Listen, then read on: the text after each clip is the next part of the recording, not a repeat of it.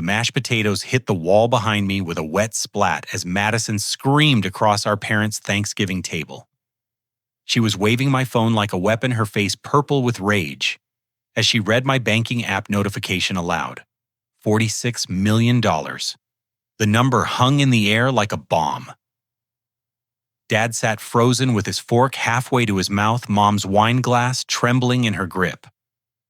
Madison's voice cracked as she shrieked about how I'd been hiding this fortune while they all struggled. But to understand why I finally fought back after 32 years of being the family disappointment, you need to know how it all started. Growing up in suburban Phoenix, I learned early that love in our house came with conditions. Madison was 18 months younger than me, but from the moment she could walk, she owned every room she entered.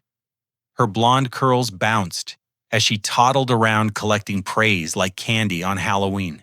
Meanwhile, I blended into the background like furniture nobody bothered to dust. Christmas morning when I was 8 years old painted the picture perfectly.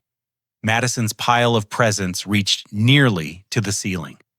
Expensive dolls' art supplies, a miniature kitchen set that cost more than our monthly grocery budget. My corner held 3 modest gifts: a used bike helmet, a clearance rack sweater, and a book about dinosaurs. When I asked Santa for a remote control car like my friend Jake had, Mom explained that Santa knew Madison needed more things because she was special. The pattern repeated every birthday, every holiday, every moment that mattered. Madison's dance recitals filled our calendar, while my soccer games got forgotten. She received private lessons for ballet, piano, and gymnastics. I begged for guitar lessons and got told we couldn't afford them. When Madison wanted to join the cheerleading squad, Dad worked overtime for 3 months to pay the fees. When I made varsity soccer as a sophomore, they missed the championship game because Madison had a dance competition in Tucson. Parent-teacher conferences became exercises in comparison. Madison's teachers gushed about her creativity and leadership potential. My teachers praised my work ethic and steady B-plus grades, but Mom and Dad always left those meetings talking about how I needed to apply myself more. They'd drive home discussing Madison's bright future while I sat in the back seat wondering what was wrong with me. High school graduation photos tell the story better than words ever could. Madison stands center stage in every family picture, radiant in her cap and gown as valedictorian. My graduation happened on a Tuesday afternoon because I'd finished a semester early through dual enrollment credits. Only Mom attended, checking her watch constantly because Madison had prom dress shopping that evening. The bedroom situation spoke volumes, too. Madison's room looked like a teenage magazine spread. Fresh paint matching furniture, a desktop computer for her creative projects. My room held a twin bed inherited from my cousin, a desk made from sawhorses and plywood, and clothes that lived in cardboard boxes, because the dresser went to Madison when she outgrew her toddler furniture. Money always flowed toward Madison like water finding the lowest point. Her 16th birthday brought a used but reliable Honda Civic with a big red bow. My 16th birthday brought a lecture about responsibility and a job application for the local grocery store. I spent that summer bagging groceries and pushing shopping carts while Madison attended cheer camp in Colorado. The social dynamics created lasting scars. Madison's friends filled our house, constantly treating it like their personal hangout spot. My friends learned to meet me elsewhere because Madison and her crew would mock us or demand we leave the family room for their exclusive use. Mom always sided with Madison, explaining that girls needed more social space than boys. Even achievements got filtered through the Madison lens.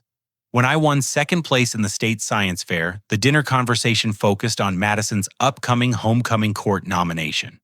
When I earned my Eagle Scout rank after 3 years of dedicated work, the celebration lasted 15 minutes before shifting to Madison's debate team victory. The breaking point crystallized during my junior year. I'd been accepted to a summer engineering program at Arizona State University, a prestigious opportunity that could change my future. The program cost $800. Dad said we couldn't afford it. 2 weeks later, Madison decided she wanted to attend a month-long dance intensive in Los Angeles. that cost $1,500. Dad worked double shifts and borrowed money from Grandpa to make it happen. That September evening changed everything forever. I was upstairs doing homework when relatives arrived for dinner. Uncle Tom and Aunt Sarah settled into the living room while I helped Mom set the table. Through the thin walls, I heard Dad's voice carrying clearly.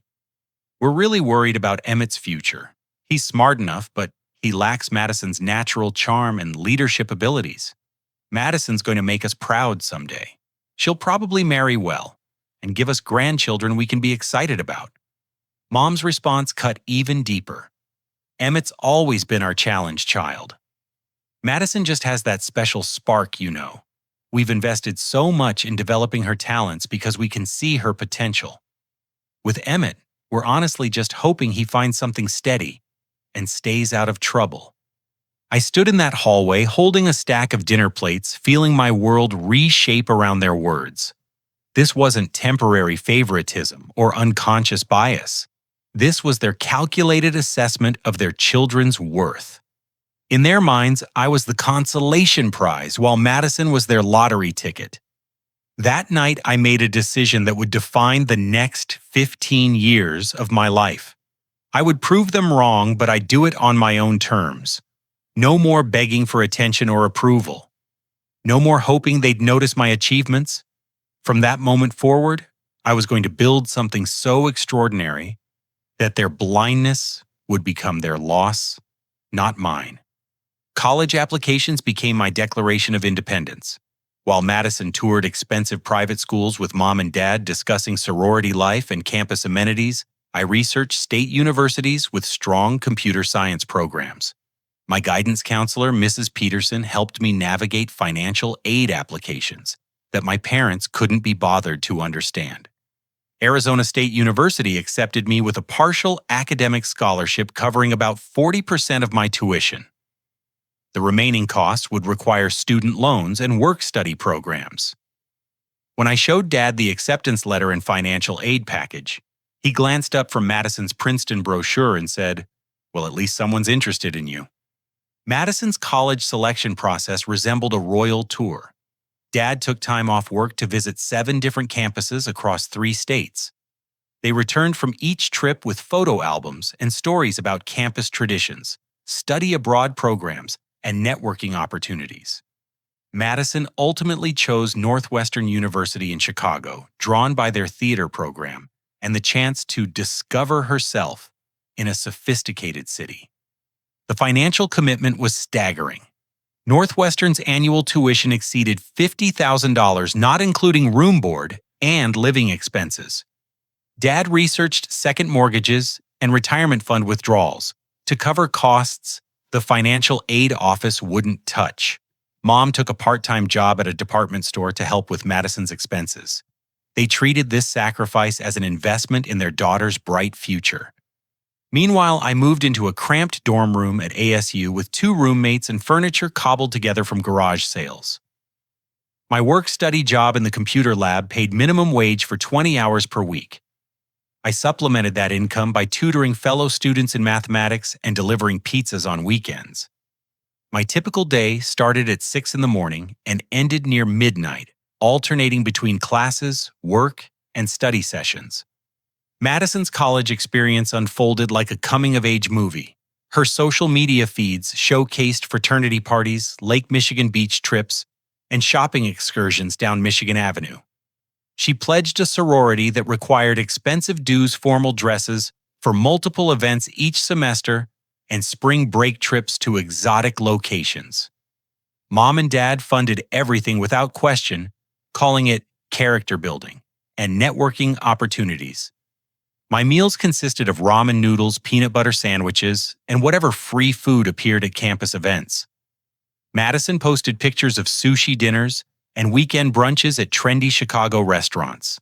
I wore the same 3 pairs of jeans and handful of t-shirts throughout freshman year. Madison's Instagram featured new outfits for every occasion, each carefully coordinated with accessories that cost more than my monthly food budget. Academic success came naturally to me, but it required relentless effort to balance coursework with my work obligations. I discovered a passion for programming that extended far beyond classroom requirements.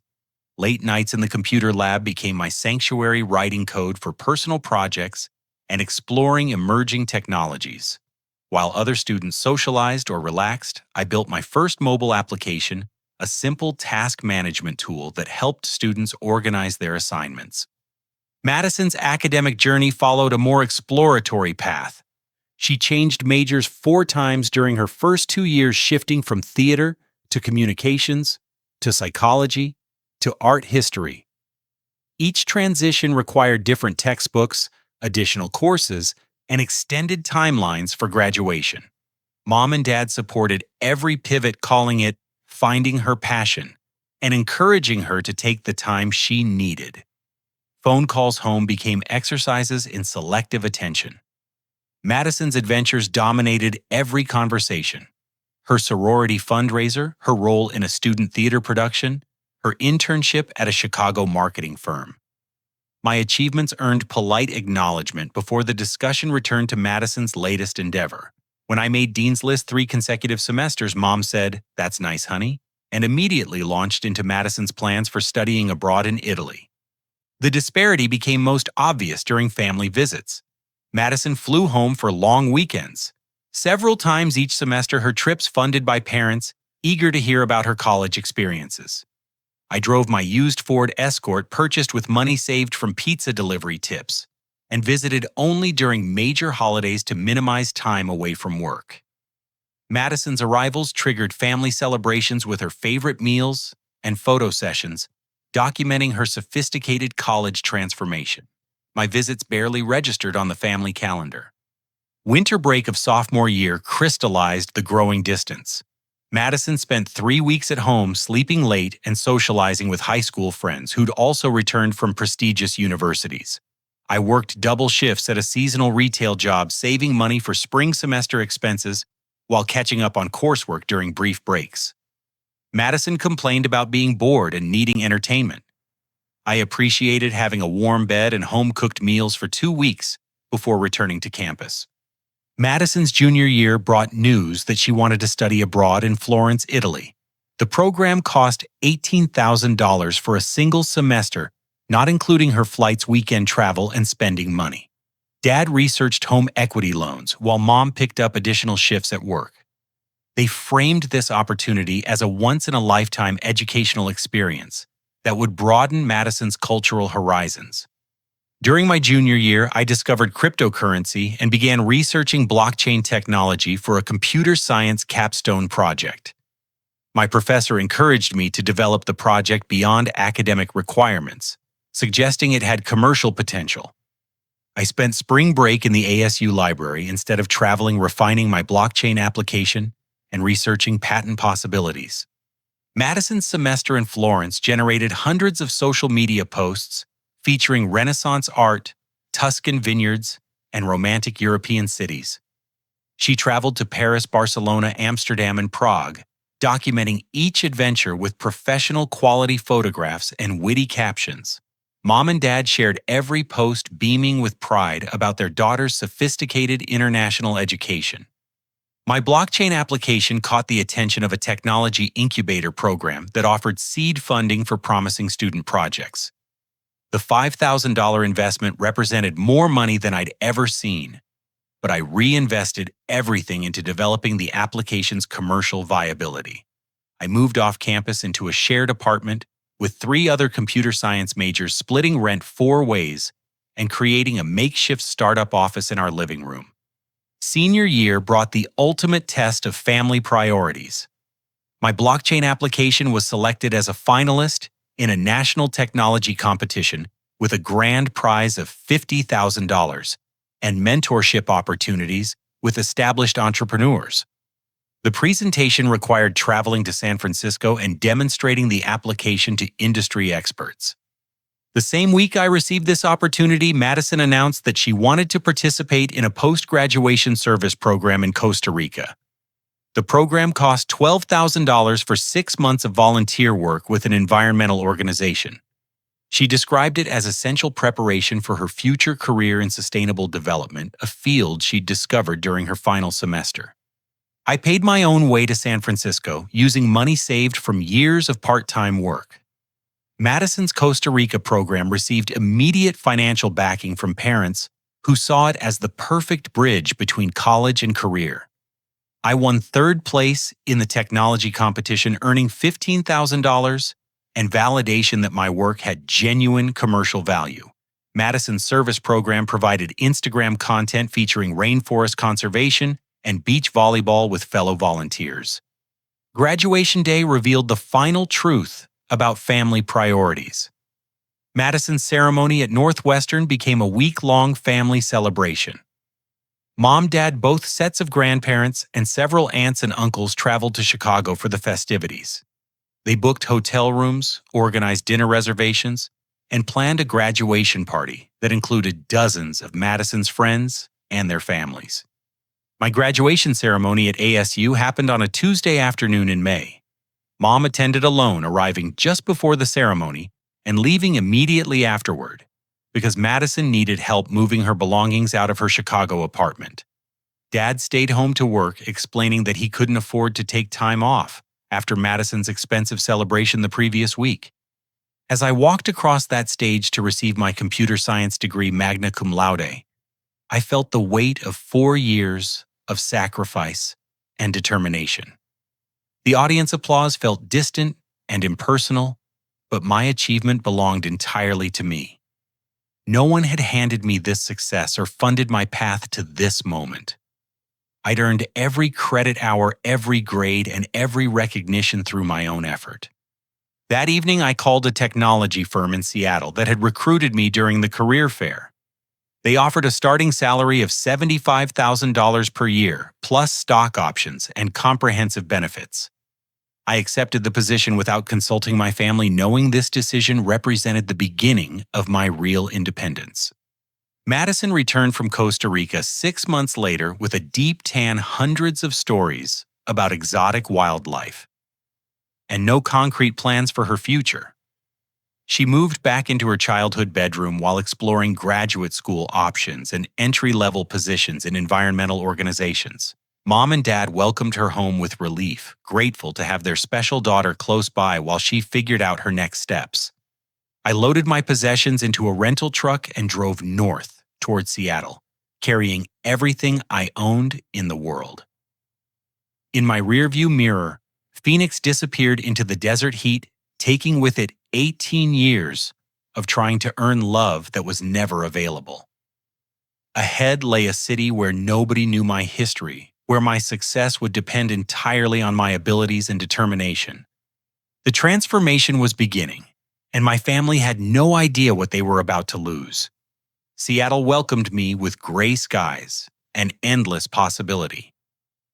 The technology company that hired me, Data Vault Systems, specialized in cybersecurity for financial institutions. My starting position as a junior software developer placed me among some of the brightest minds in the industry, people who valued innovation over pedigree and results over family connections. My first apartment was a studio in Capitol Hill that cost $1,800 per month, more than my parents spent on groceries, but worth every penny for the independence it represented. The space was barely larger than Madison's walk-in closet back home, but it belonged entirely to me. I furnished it with items from IKEA and thrift stores, creating a functional workspace where I could continue developing my blockchain application during evenings and weekends. Work consumed my days in the best possible way. Data Vault's senior developers treated me as a colleague rather than an intern, assigning real responsibilities and expecting professional-level results. My supervisor, Dr. Jennifer Walsh, had earned her PhD from MIT and built 3 successful startups before joining Data Vault. She became the mentor I'd never had, teaching me about software architecture, venture capital, and the technology industry's unwritten rules. Madison's post-graduation experience followed a different trajectory. She moved back into her childhood bedroom and began what Mom called exploring her options.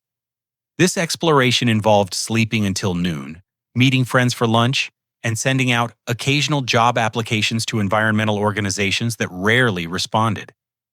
Dad encouraged patience, explaining that finding the right career path takes time for creative people.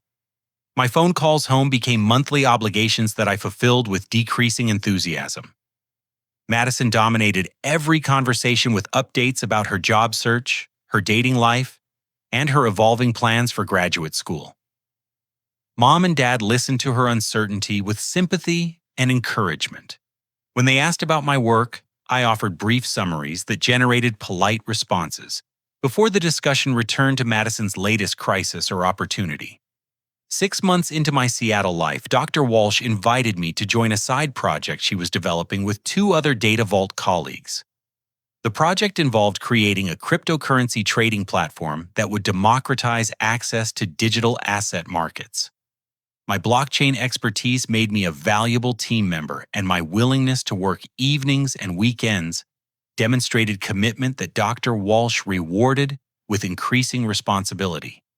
Madison's job search finally produced results when she accepted a position with an environmental nonprofit in Phoenix. The salary barely covered her student loan payments, but Mom and Dad celebrated like she'd been appointed to the Supreme Court. They organized a congratulations dinner and helped her lease a 1-bedroom apartment in Scottsdale, supplementing her income with monthly support payments to ensure she could maintain an appropriate lifestyle. My cryptocurrency trading platform project consumed every spare moment outside my regular job responsibilities. We worked in Dr. Walsh's garage writing code on weekends and testing features during lunch breaks. The platform's beta version attracted attention from angel investors who saw potential in our approach to user interface design and security protocols.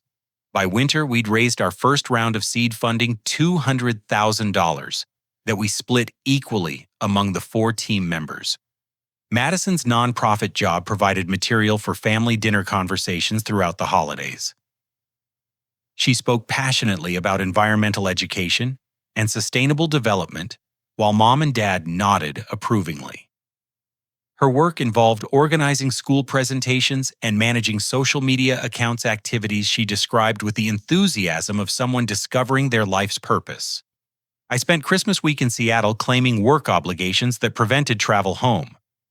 The truth was simpler. I dreaded the inevitable comparisons and commentary about Madison's important environmental work versus my computer stuff. Instead, I used the time to refine our trading platform's security features and research venture capital firms that specialized in fintech startups. Dr. Walsh's connections in the investment community opened doors that would have remained permanently closed to someone with my background. She introduced our team to partners at established venture capital firms who understood the cryptocurrency market's potential long before it became mainstream. These conversations taught me about valuation equity and the psychological aspects of investor relations. Madison's first performance review at the nonprofit yielded mixed results. Her supervisor praised her enthusiasm and creative ideas, but noted concerns about punctuality, attention to detail, and follow-through on assigned tasks. Mom and Dad interpreted this feedback as evidence that Madison's talents were underappreciated by people who didn't understand her innovative approach to environmental education. Spring brought our first major breakthrough. A regional bank expressed interest in licensing our cryptocurrency trading platform for their high net worth clients. The licensing deal would generate steady revenue and validate our technology's commercial viability.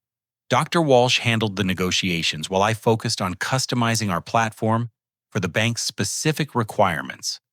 Madison celebrated her first anniversary at the nonprofit with plans to pursue a master's degree in environmental science. She'd identified several programs that offered evening classes for working professionals, though the tuition costs would require family financial support. Dad researched educational loans, while Mom investigated whether Grandpa's education fund could cover Madison's graduate school expenses. My platform modification work for the bank required learning new programming languages and integrating complex financial APIs. The challenge pushed my technical skills beyond anything I'd encountered in college or my regular job duties. I thrived under the pressure, often working until midnight to solve problems that would advance our project by crucial increments. The bank licensing deal closed in July with terms that exceeded our most optimistic projections. Our $40,000 per month licensing fee would continue for 3 years, with options for renewal and expansion. My share of the revenue after expenses and Dr. Walsh's larger equity stake generated more monthly income than my data vault salary. Madison's graduate school applications required recommendation letters, personal statements, and GRE scores that demanded months of preparation. Mom helped with proofreading while Dad researched financial aid options. The family investment in Madison's educational advancement continued growing, though everyone framed it as supporting her environmental mission rather than subsidizing her career uncertainty.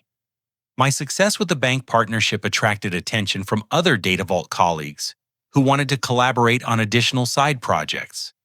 I became known as the blockchain specialist who could translate complex technical concepts into practical business applications. Dr. Walsh recommended me for speaking opportunities at technology conferences exposure that built my professional reputation beyond our small startup team. By autumn, our cryptocurrency trading platform had attracted 3 additional banking clients and generated enough revenue to support 4 full-time employees. Dr. Walsh offered me the opportunity to leave Data Vault and join our startup full-time with a significant equity stake and competitive salary. The decision required weighing security against potential, but the startup's momentum made the choice obvious. Madison began her master's program with enthusiasm that gradually diminished as the coursework proved more demanding than she'd anticipated. Her environmental science classes required statistical analysis and research methods that challenged her liberal arts background. Phone calls home increasingly focused on academic struggles and time management difficulties. I left Data Vault in November with recommendations from supervisors who understood my entrepreneurial ambitions. Dr. Walsh's startup, now called CryptoFlow, occupied real office space in Seattle's technology corridor and employed 8 people developing various cryptocurrency-related applications. My role as technical director came with responsibilities that would have taken years to achieve at a traditional corporation. The year ended with CryptoFlow securing Series A funding from a prominent venture capital firm. Our $5 million investment round valued the company at $20 million, making my equity stake worth nearly $3 million on paper. I owned something valuable for the first time in my life, and my family had no idea it existed. Madison finished her first semester of graduate school with grades that reflected the difficulty of balancing work academics and social obligations. Mom and Dad encouraged her to reduce her nonprofit hours, to focus on studying offering, to increase their monthly financial support to compensate for lost income. They viewed Madison's education as an investment that would eventually pay dividends through increased earning potential and career opportunities. As I prepared to enter my 3rd year in Seattle, I realized that success was becoming my natural state rather than an exception to overcome. My work provided intellectual challenges, financial rewards, and professional recognition from people whose opinions mattered in the technology industry. The contrast with my family's expectations and Madison's struggles was stark, but I felt no obligation to share my achievements with people who'd never invested in my potential. The foundation was set for something much larger than anyone back home could imagine. The technology industry's rapid evolution created opportunities for those prepared to recognize and capitalize on emerging trends. My position at CryptoFlow provided front-row seats to innovations that would reshape financial markets, and Dr. Walsh encouraged aggressive investment in our own company's growth potential. Madison's 2nd semester brought additional academic challenges that strained her commitment to graduate school. Her environmental science program required a thesis project involving original research data collection and statistical analysis. The prospect of conducting independent research overwhelmed her, leading to conversations with academic advisors about alternative degree paths that required less rigorous scholarship. My personal investment strategy expanded beyond CryptoFlow equity to include carefully researched cryptocurrency positions and stock market diversification. Dr. Walsh introduced me to her financial advisor, who helped establish investment accounts and retirement planning that would compound my growing wealth. I lived modestly while investing aggressively, reinvesting gains rather than upgrading my lifestyle. Family phone calls revealed increasing stress in the Phoenix household. Dad's company had implemented cost-cutting measures that eliminated overtime opportunities and froze salary increases. Mom's department store hours were reduced as retail sales declined. Madison's graduate school tuition, combined with her ongoing living expenses and car payments, strained the family budget beyond comfort levels. CryptoFlow's success attracted acquisition offers from larger technology companies seeking to integrate cryptocurrency capabilities into their existing platforms. Dr. Walsh orchestrated competitive bidding that drove our valuation higher while giving us leverage to negotiate favorable terms. The process taught me about corporate development and the psychological aspects of high-stakes negotiations. Madison dropped out of graduate school after completing only 3/4 of her first year. She cited stress, academic pressure, and uncertainty about her career direction as factors in her decision. Mom and Dad supported her choice, emphasizing that mental health and personal happiness mattered more than degrees or social expectations. The family collectively wrote off nearly $15,000 in tuition and fees as an expensive learning experience. Microsoft made an acquisition offer that CryptoFlow's board seriously considered. The proposed purchase price of $40 million would provide immediate liquidity for all equity holders while integrating our technology into Microsoft's Azure cloud platform. Dr. Walsh orchestrated due diligence processes and negotiation sessions that lasted 3 months. Dad's employment situation deteriorated when his company announced layoffs affecting middle management positions. After 25 years with the same employer, he faced termination with minimal severance benefits and limited prospects for comparable employment at age 57. The family's middle-class stability crumbled as unemployment benefits failed to cover their accumulated financial obligations. The Microsoft acquisition closed in March with terms that exceeded our initial expectations. My equity stake converted to $12 million in cash and Microsoft stock options. At age 28, I had achieved financial independence that would allow unlimited lifestyle choices and investment opportunities. I celebrated privately with a modest dinner at a Seattle restaurant, calling no one with the news. Madison moved back into her childhood bedroom as the family consolidated expenses and adjusted to Dad's unemployment reality. She accepted a part-time position at a local coffee shop while searching for full-time work in environmental organizations that could afford her salary requirements. The contrast between her current circumstances and her college expectations created emotional stress that dominated family conversations. My investment strategy evolved to include real estate opportunities in Seattle's rapidly appreciating market and technology stocks that benefited from industry trends I understood through professional experience. Financial advisors at a wealth management firm helped establish tax-advantaged structures and diversification strategies that would preserve and grow my Microsoft windfall. The family's financial crisis deepened as Dad's unemployment benefits expired without replacement income. Their mortgage payments consumed most of their savings, while medical insurance costs escalated dramatically. Mom increased her work hours at the department store, but retail wages couldn't sustain their previous standard of living. I researched ways to help my family anonymously, unwilling to reveal my wealth, but unwilling to watch them suffer unnecessarily. Through a lawyer, I arranged for their mortgage company to receive mysterious payments that covered 3 months of missed installments. The payments appeared to originate from a corporate error or clerical mistake that required no explanation. Madison's job search yielded interviews, but few offers, partly because her graduate school departure and employment gaps raised questions about reliability and commitment.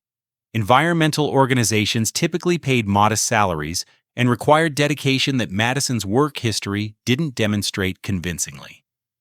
She grew frustrated with a job market that failed to appreciate her potential contributions. Cryptocurrency markets exploded during the summer, creating unprecedented wealth for early investors who understood blockchain technology's revolutionary potential. My conservative investment in Bitcoin purchased when prices seemed ridiculously high, at $3,000 per coin, multiplied 20-fold, as mainstream adoption accelerated and institutional investors entered the market. Dad finally found employment with a logistics company that paid 60% of his previous salary, without benefits or retirement contributions. The family celebrated this development as a return to stability, though their reduced income required permanent lifestyle adjustments and careful budgeting.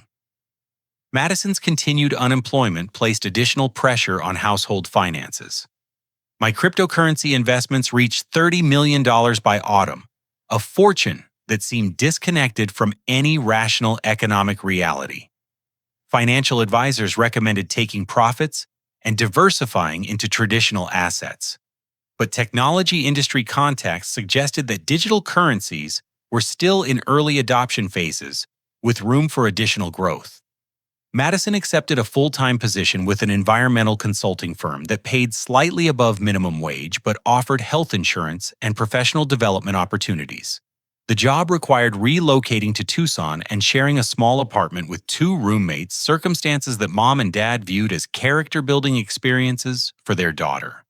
I established a revocable trust and began estate planning with attorneys who specialized in high-net-worth clients.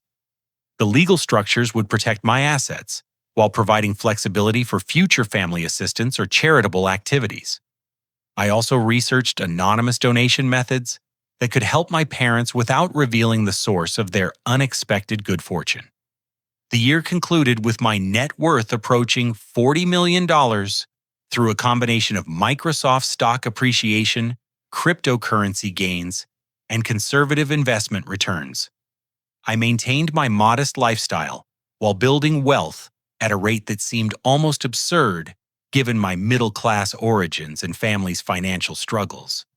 Madison's environmental consulting work involved traveling to small towns across Arizona to conduct environmental impact assessments for development projects. She shared updates about her professional responsibilities with enthusiasm that suggested genuine engagement with meaningful work. Mom and Dad expressed pride in her environmental mission and practical application of her educational background.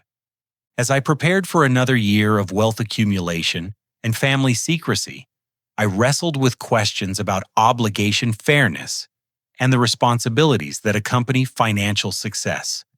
My family's struggles were real and painful, but their historical treatment of me complicated any straightforward assistance. The foundation was set for decisions that would test everyone's character and reshape our relationships forever. The brewing storm would soon force confrontations that 20 years of avoidance had only postponed.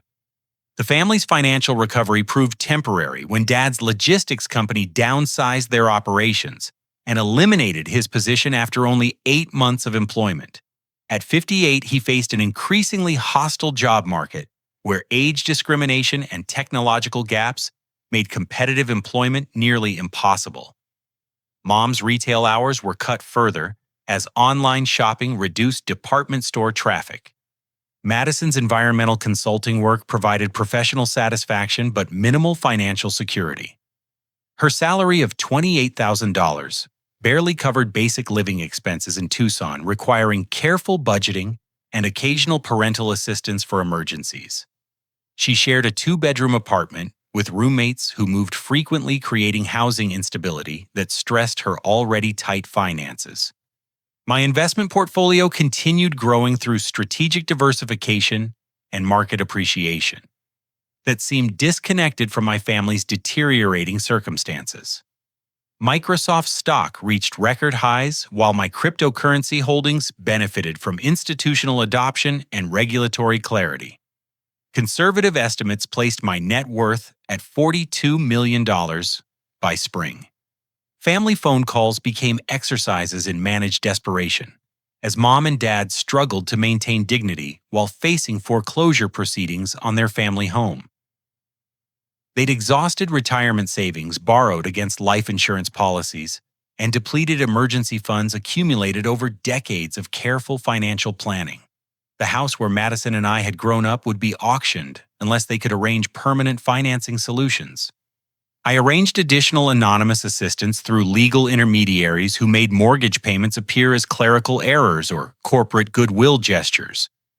My parents interpreted these developments as miraculous interventions rather than deliberate assistance from someone who understood their situation intimately. Their gratitude toward unknown benefactors created emotional complexity that I hadn't anticipated. Madison's romantic relationship with Trevor, a fellow environmental consultant, progressed toward engagement discussions that excited Mom and Dad, despite their own financial turmoil. Trevor came from similar middle-class background and shared Madison's commitment to environmental protection qualities that appealed to parents seeking stability and grandchildren from their favored daughter. The housing market's continued appreciation in Phoenix meant that my parents' mortgage balance exceeded their property's current value, eliminating refinancing options that might have reduced their monthly obligations. Dad researched reverse mortgages and other desperate financing alternatives, while Mom took a second job cleaning offices to supplement their inadequate income. My latest business venture involved partnering with former CryptoFlow colleagues to develop artificial intelligence applications for financial services companies. Our startup attracted early investment from venture capital firms, familiar with our previous success providing both funding and validation for technologies that would revolutionize automated trading systems. Madison's engagement to Trevor materialized during a camping trip to Sedona that she documented extensively on social media. The modest diamond ring reflected Trevor's environmental consultant salary, but represented commitment that thrilled Mom and Dad. They immediately began planning a wedding celebration despite having no financial resources to contribute meaningfully to the event. Dad's job search yielded occasional interviews, but no offers, as employers consistently chose younger candidates with updated technological skills and lower salary expectations. His unemployment benefits had expired permanently, leaving the family dependent on Mom's minimum wage earnings and Madison's intermittent financial assistance from her environmental consulting paychecks. The AI startup's initial product launch exceeded performance projections and attracted acquisition interest from major technology companies seeking competitive advantages in automated trading markets. My equity stake in this venture, combined with ongoing appreciation in my diversified portfolio, pushed my net worth toward $45 million. Madison's wedding planning revealed the depth of her expectation that parents would somehow fund an elaborate celebration, despite their obvious financial constraints. She researched venues, caterers, and photographers while assuming that Dad would secure the necessary funds through methods that remained mysteriously unspecified.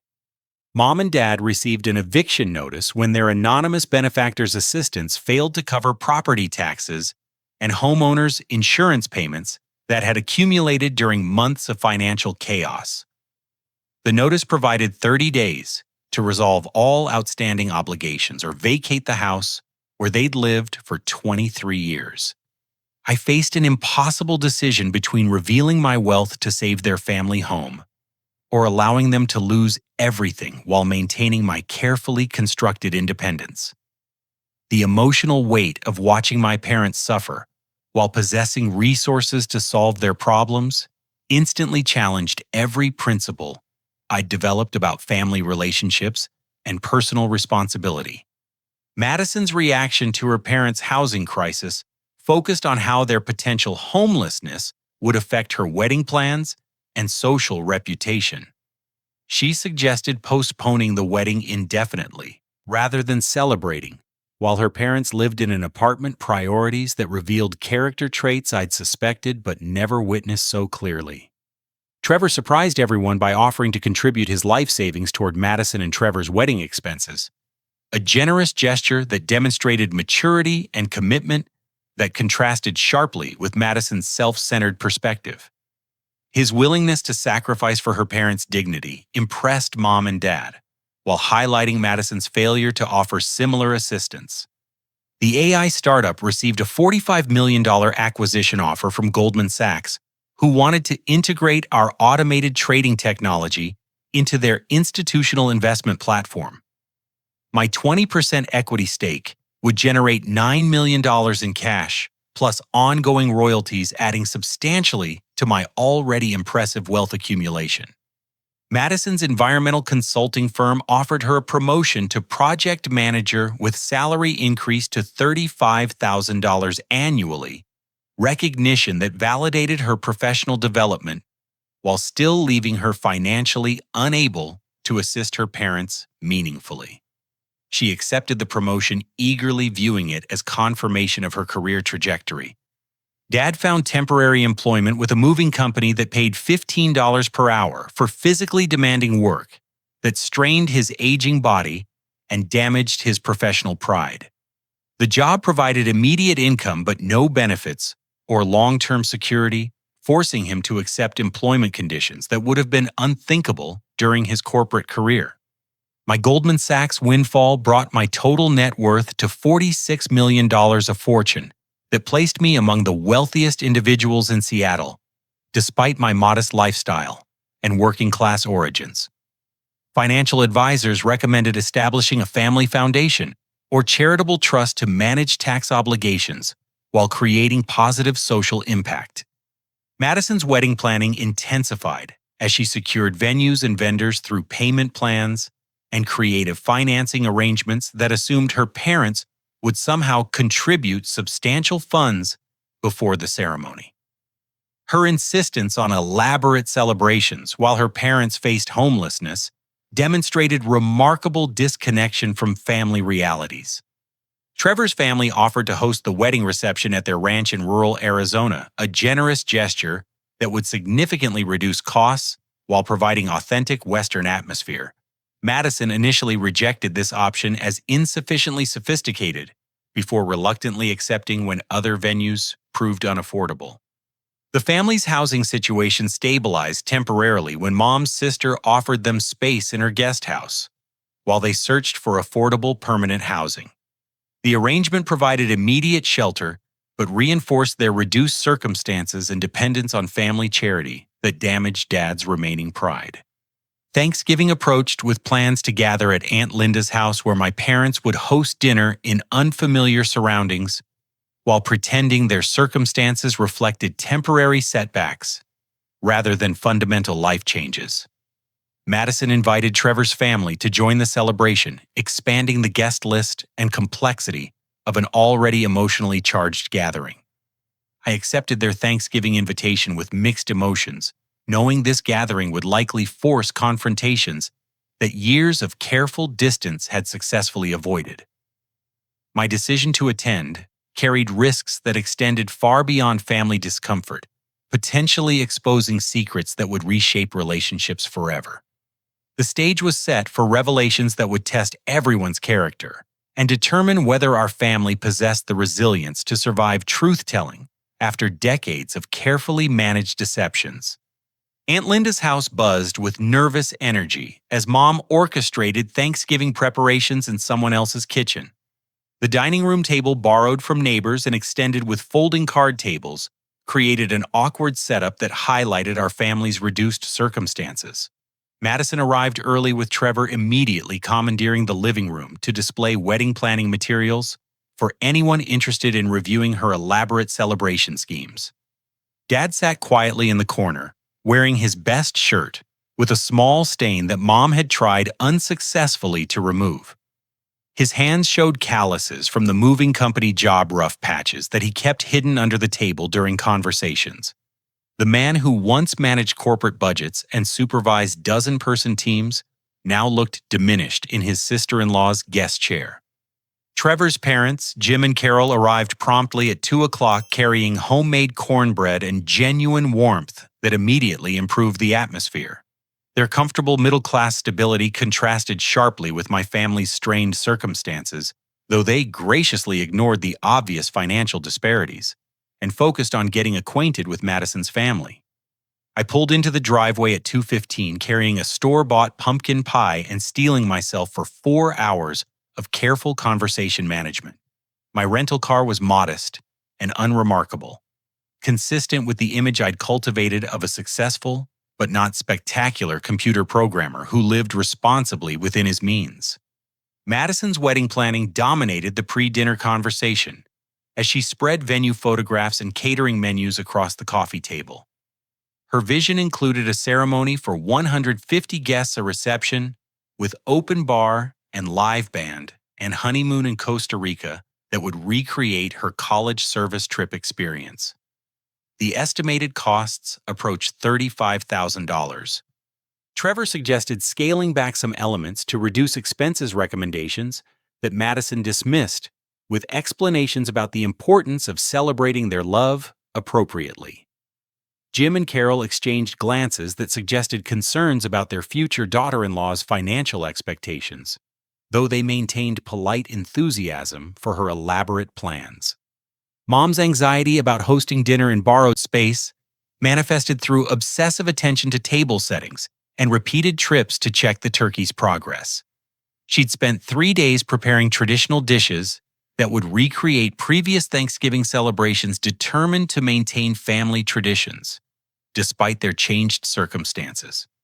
Dad attempted to engage Trevor's father in conversation about business and politics topics that once reflected his professional expertise and confident opinions. The discussion revealed how unemployment had eroded his self-confidence, making him hesitant to express views that might reveal his current diminished status.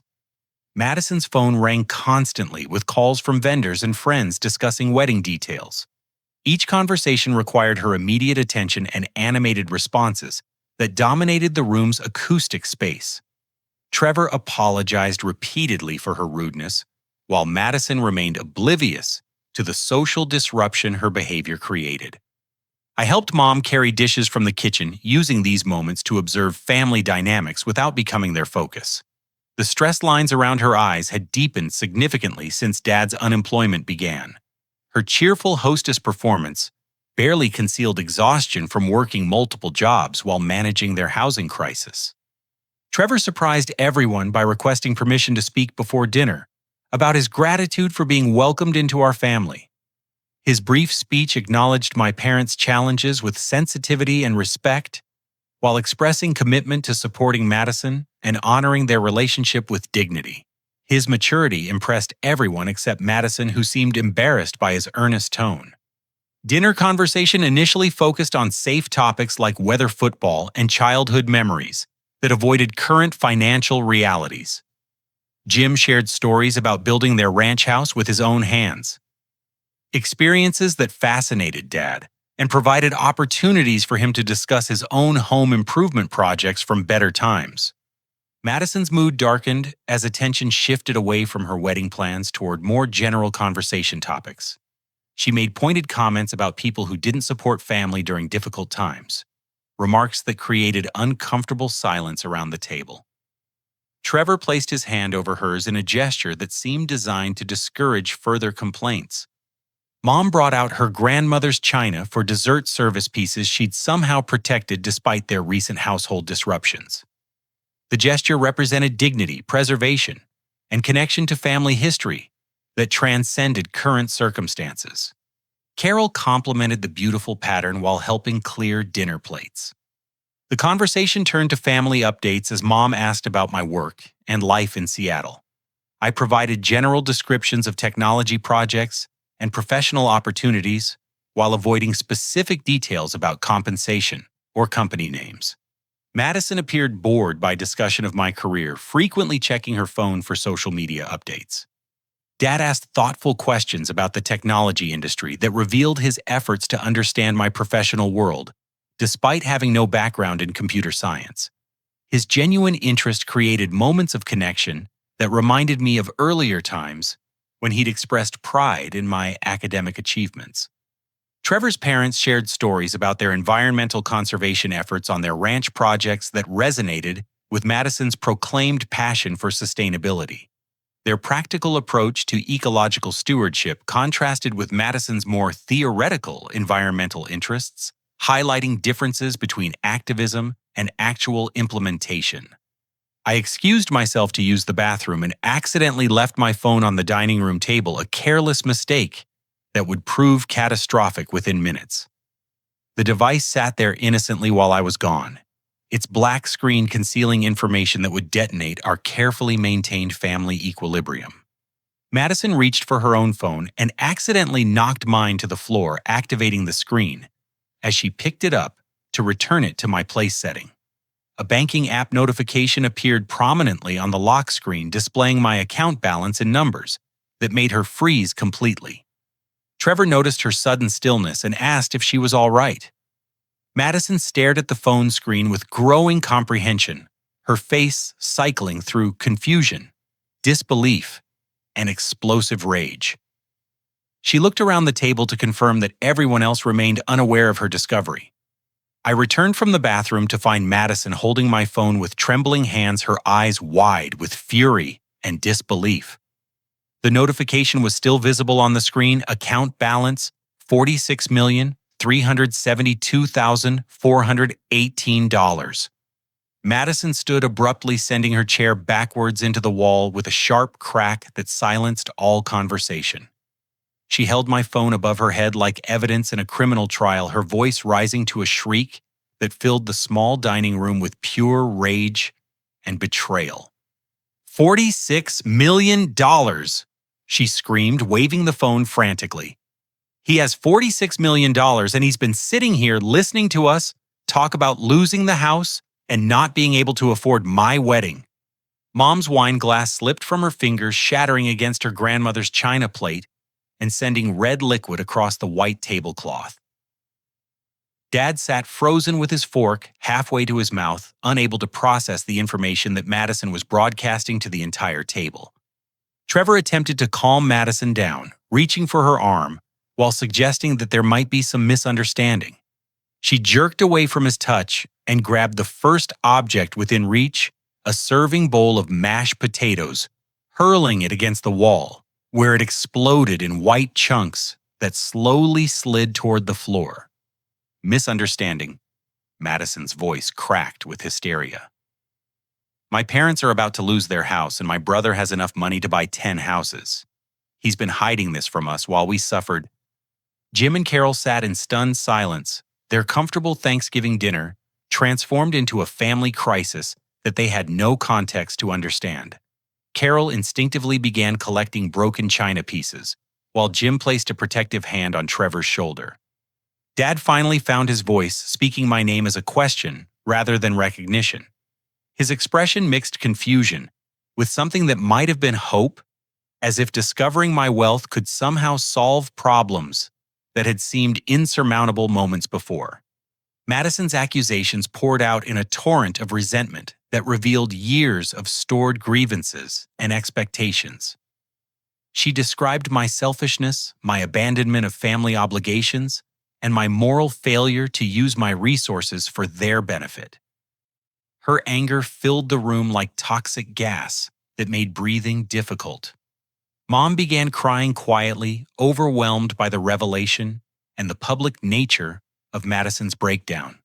The Thanksgiving she'd worked so hard to create had dissolved into humiliation and family dysfunction that exposed their private struggles to virtual strangers. I stood there holding my phone, watching 32 years of careful family management collapse in real time. The moment I'd unconsciously dreaded for years had arrived through careless mistake rather than deliberate choice.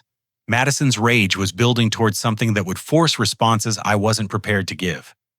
The truth was finally emerging, but the cost of revelation was proving higher than anyone could have anticipated.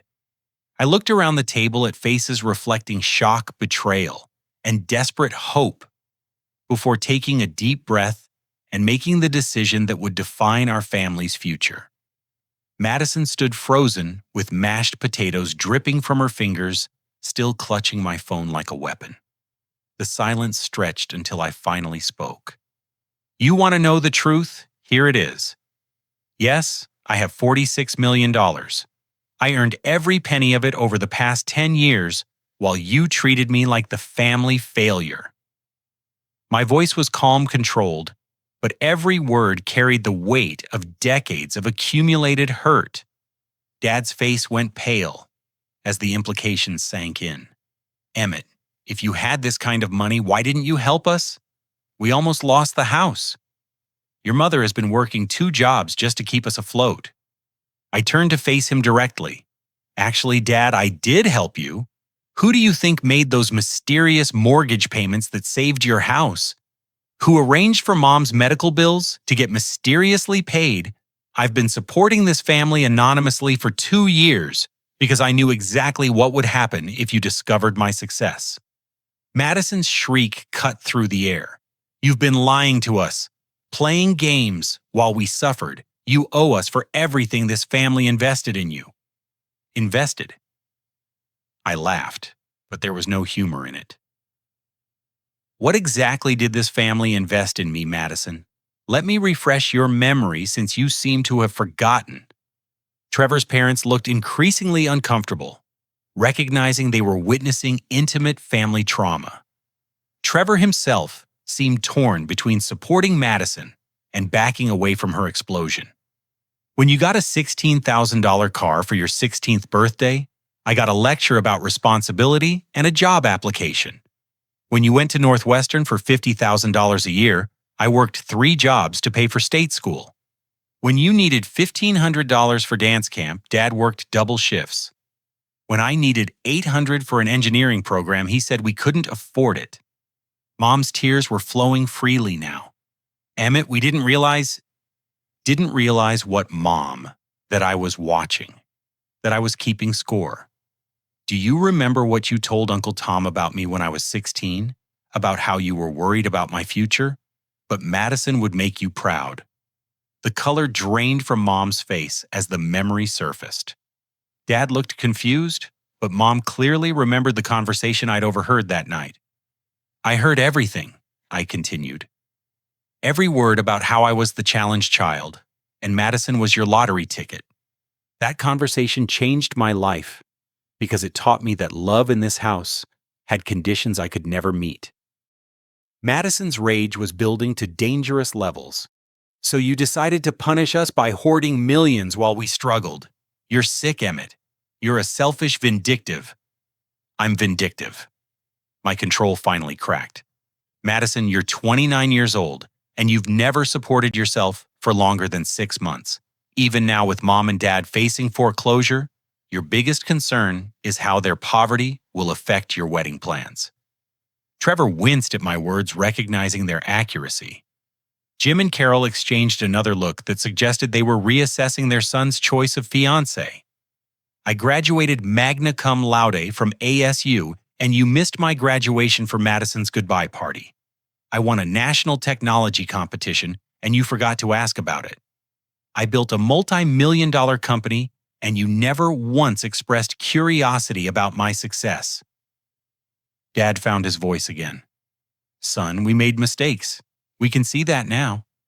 But family is supposed to forgive and help each other. Help each other. I pulled out my phone and opened my banking app, showing the screen to everyone at the table. I've transferred over $300,000 to various accounts to cover your expenses anonymously. Your mortgage payments, Mom's medical bills, car repairs, utility deposits for this place. I've been helping for years. Mom gasped, "That was you?" Ah. But I did it anonymously because I knew this would happen.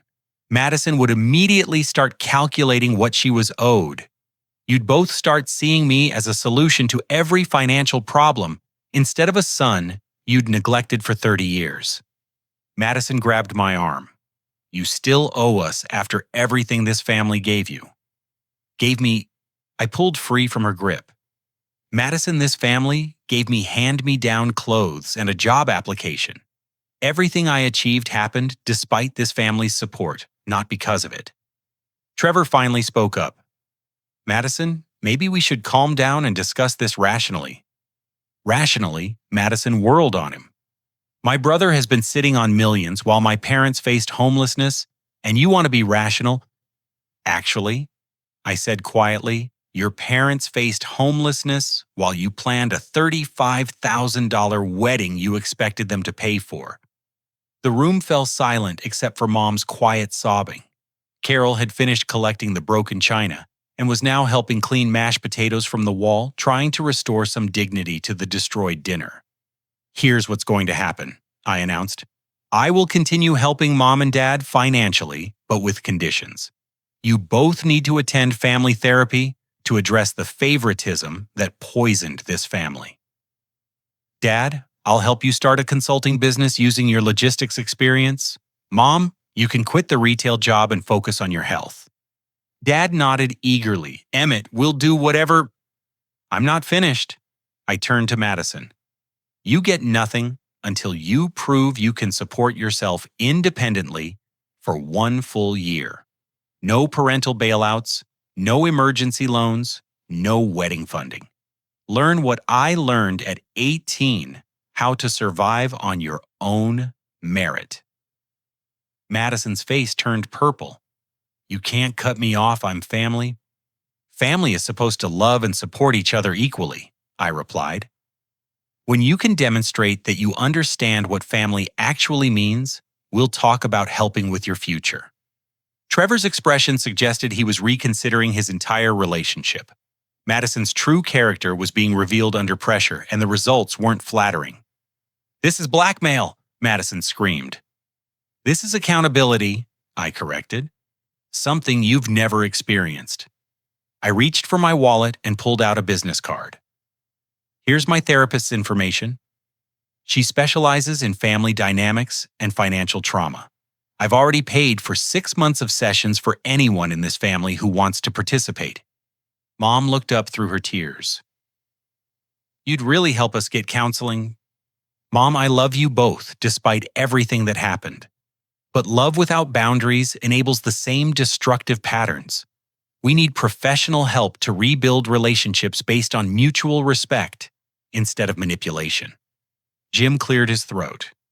"Maybe Carol and I should give you folks some privacy to work this out."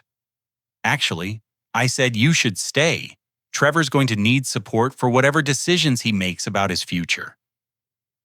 I looked directly at Trevor. "You seem like a good man." Think carefully about whether Madison's reaction today reflects the character you want in a life partner. Madison realized her behavior was costing her more than money. "Trevor, you can't believe his lies. He's trying to turn you against me." Trevor looked at the mashed potatoes on the wall, the broken dishes, and Madison's continued rage. "Madison, I think we need to postpone the wedding and talk about some things." "Postpone?" Madison's voice rose to a shriek again. "Because of his money games?"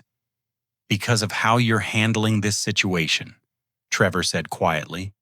"This isn't about his money. This is about your character." The truth of Trevor's words hung in the air like smoke from an extinguished fire. Madison finally understood that her explosion had cost her more than anticipated financial support. "I'm staying in Seattle until Christmas," I announced. "Anyone who wants to start therapy can reach me through Mom and Dad.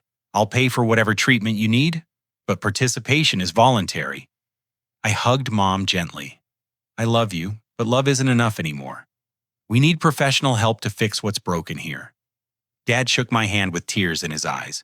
"Son, I'm sorry. We failed you." "We all failed each other, Dad, but we can still choose to do better." 6 months later, our family looked completely different. Mom and Dad had attended weekly therapy sessions and were learning to recognize their unconscious favoritism patterns. Dad's consulting business was generating steady income and rebuilding his professional confidence. Mom was taking art classes she'd always wanted to try. Madison had initially refused all contact, but financial reality eventually forced her to accept Trevor's decision to end their engagement. She moved to Denver and found work with an environmental nonprofit that paid modest wages but offered genuine purpose. Her first letter to me came 4 months later with a hesitant apology and request for guidance about pursuing environmental law school. Trevor visited Seattle in March and thanked me for helping him see Madison clearly before making a permanent mistake.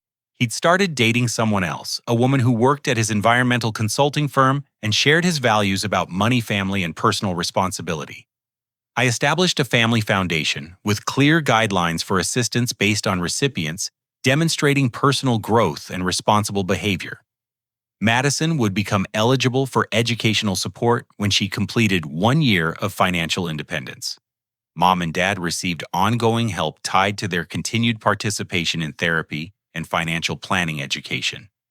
The foundation also supported environmental education programs, a choice that honored Madison's interests while requiring her to apply like any other candidate rather than receiving automatic family preference. Our first healthy Thanksgiving happened at my house in Seattle. The conversation included honest discussions about past mistakes, current challenges, and future hopes. Madison joined us via video call from Denver, sharing updates about her work and tentative plans for law school. Her tone suggested genuine humility and growth. "I never understood how much damage the favoritism caused," Mom admitted during dessert.